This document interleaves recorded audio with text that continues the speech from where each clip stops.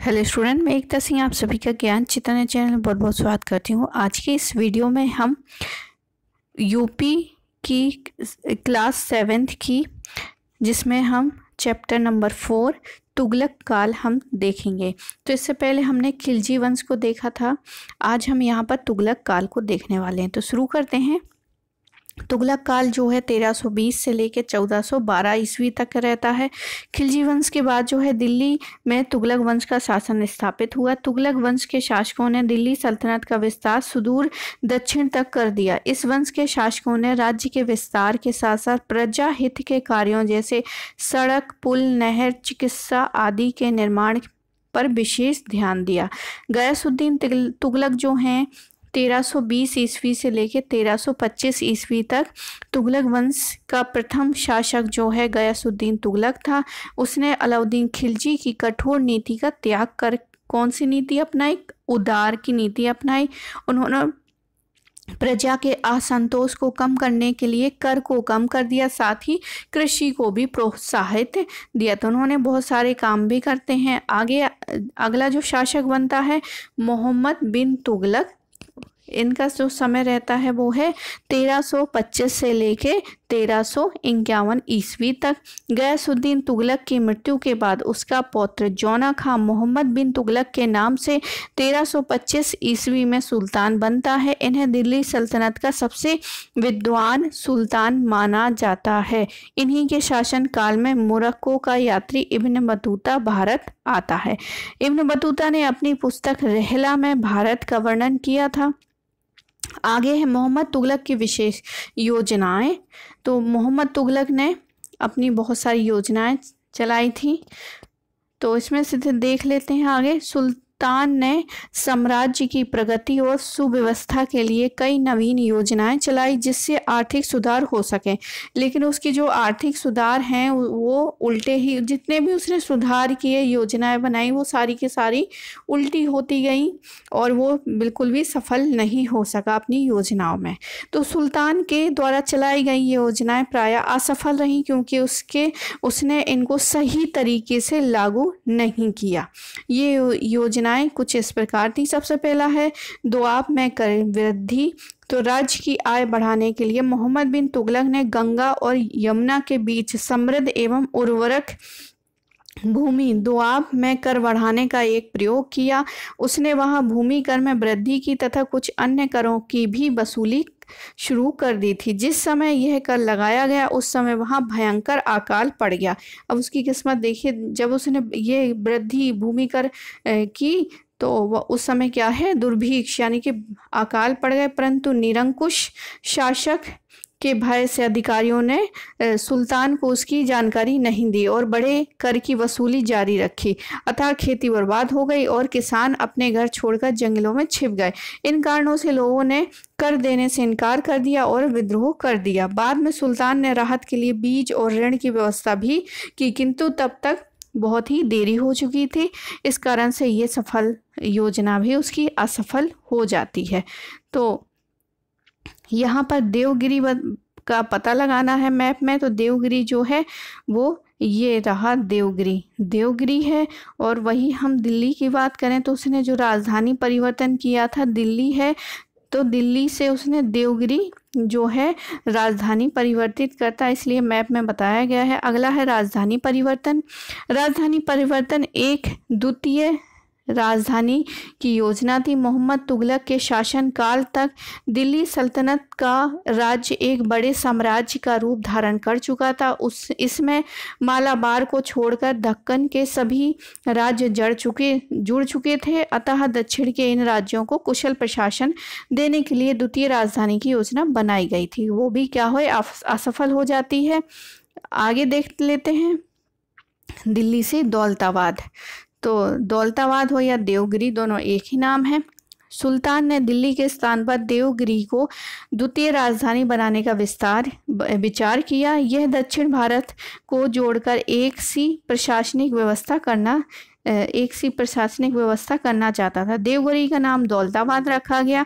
दिल्ली से दौलताबाद जाते समय लोगों को रास्ते में कष्ट न हो, इसलिए उसने राज्य द्वारा सुविधाएं भी दी थी। रास्ते का कष्ट, दौलताबाद की जलवायु दिल्ली वासियों को रास नहीं आती है।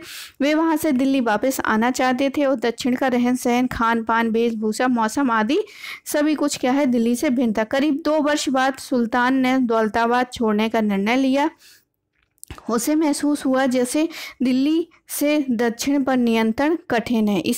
उसी प्रकार दक्षिण से दिल्ली पर नियंत्रण का रखना कठिन है। इस प्रकार दिल्ली सुल्तान की द्वितीय राजधानी परिवर्तन क्या हो गया, असफल हो जाती है।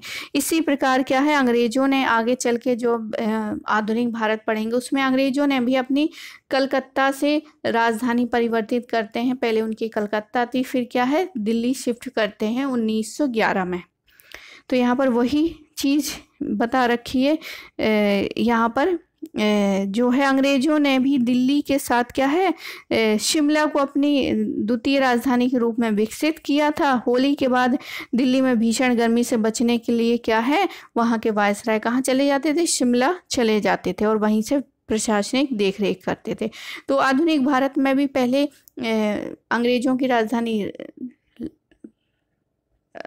की राजधानी जो है वो कलकत्ता हुआ करती थी, लेकिन फिर उन्होंने राजधानी परिवर्तित किया था। लेकिन उनके समय में भी दिल्ली के अलावा एक शिमला भी राजधानी हुआ करती थी। आगे है सांकेतिक मुद्रा का प्रचलन। सांकेतिक मुद्रा देख लेते हैं। जिस समय सुल्तान ने सांकेतिक मुद्रा के प्रचलन की योजना बनाई, उस समय विश्व में चांदी उत्पादन में काफ़ी कमी आ गई थी। इस समय चांदी के सिक्कों का प्रचलन था। सुल्तान ने चांदी के सिक्कों के स्थान पर मिश्रित धातु के सिक्के चलाने का आदेश दिया। इन सिक्कों का मूल्य जो है चांदी के सिक्कों के बराबर ही माना गया। वर्तमान में चलाने वाले सिक्कों के चित्र अपनी अभ्यास पुस्तिका में बनाने हैं और बताएं कि ये सिक्के किस धातु के बने हैं। आगे है सांकेतिक सिक्कों के प्रचलित होते ही लोगों ने क्या कर लिया, जाली सिक्के बनाने स्टार्ट कर दी। थोड़ी ही दिनों में उन सिक्कों की भरमार हो गई। विदेशी व्यापारियों ने सिक्कों को लेना बंद कर दिया, अतः भारत की चांदी यहाँ से बड़ी मात्रा में बाहर जाने लगी। सुल्तान ने सांकेतिक सिक्के बंद कर दिए। इन सिक्कों के बदले राजकोष से चांदी के सिक्के दिए गए। सांकेतिक मुद्रा की बात करें तो तांबे एवं पीतल के मिश्रित सिक्कों पर यदि कोई राज चिन्ह अंकित होता और सरकारी टकसाल पर उचित नियंत्रण होता तो शायद यह स्थिति न आती। इस योजना से राजकोष पर बहुत बुरा प्रभाव पड़ा। अब यहाँ पर चर्चा करें देश में नकली मुद्रा के प्रचलन से हमें क्या हानि होती है, तो ये डिस्कस करना है। आगे है सुल्तान अपने शासन में अंतिम काल में राज्य की आंतरिक अशांति से परेशान रहा। उत्तर एवं दक्षिण दोनों भागों में विद्रोह शुरू हो गए। केंद्रीय शासन प्रणाली होने के कारण सुल्तान स्वयं दोनों स्थानों पर पूर्ण नियंत्रण न रख सका। दक्षिण में 2 नए राज्यों विजयनगर और बहमनी राज्य का उदय हुआ। पूरब में बंगाल स्वतंत्र हो गया। ये किस समय हो रहा है, जब मोहम्मद बिन तुगलक था।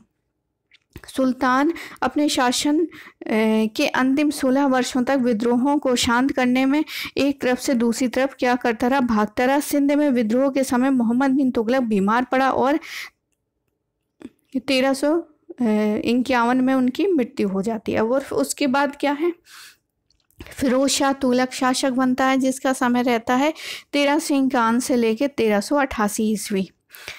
1351 ईस्वी में मोहम्मद बिन तुगलक की मृत्यु के बाद उसका चचेरा भाई फिरोज शाह तुगलक दिल्ली का सुल्तान बनता है। मोहम्मद बिन तुगलक के शासन के अंतिम काल में साम्राज्य के विभिन्न भागों में बार बार विद्रोह हो रहे थे, अतः गद्दी पर बैठते ही सुल्तान के लिए पहली समस्या ये थी कि विद्रोहों को शांत कर साम्राज्य के विघटन को कैसे रोका जाए। इसके लिए उसने अमीरों, सेना, उलेमाओं वर्ग को संतुष्ट करने का प्रयास किया। किसने? फिरोज शाह तुगलक ने।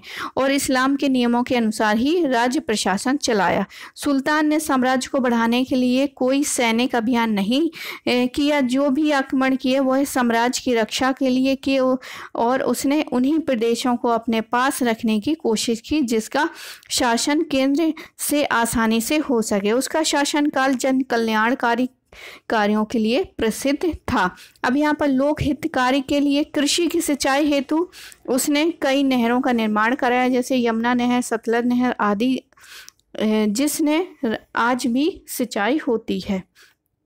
इससे कृषि की उन्नति हुई। बंजर भूमि से प्राप्त आमदनी को धार्मिक एवं शैक्षिक कार्यों में खर्च किया। सुल्तान ने जौनपुर, फिरोजपुर तथा फिरोजाबाद आदि नए नगरों की स्थापना की। उसने प्रजा के लिए सराय, जलाशय, अस्पतालों, बगीचों तथा पुलों का निर्माण एवं मरम्मत करवाई। दीवाने खैरात विभाग की स्थापना की, जिससे विधवाओं, अनाथों एवं लड़कियों के लिए विवाह के लिए आर्थिक सहायता दी जाती थी। सरकारी खर्च पर योग्य वैद्यों द्वारा औषधियों एवं भोजन दिए गए की व्यवस्था की गई। बेरोजगार लोगों को नौकरी देने हेतु उसने सर्वप्रथम एक रोजगार कार्यालय स्थापित किया।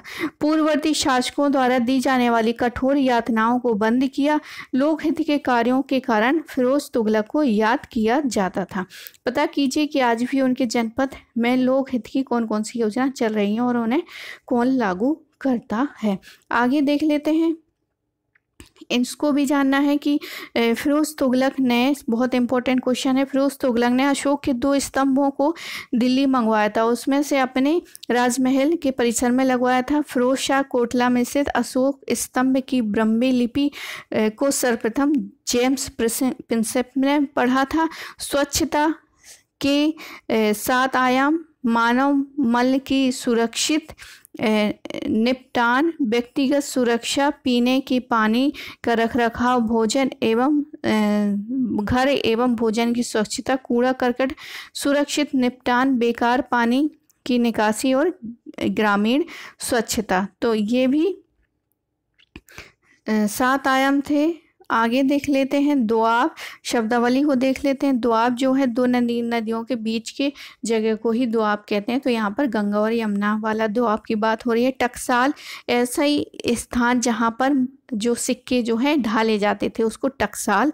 सांकेतिक मुद्रा, तांबे व पीतल की मुद्रा जो है मिश्रित धातु की बनी मुद्रा, जिसका मूल्य चांदी के सिक्कों के बराबर होता था।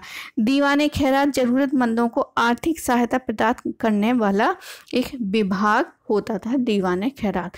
तो ये था ये आज का टॉपिक। मिलते हैं एक और वीडियो के साथ। जब तक लिए आप सभी का बहुत बहुत धन्यवाद।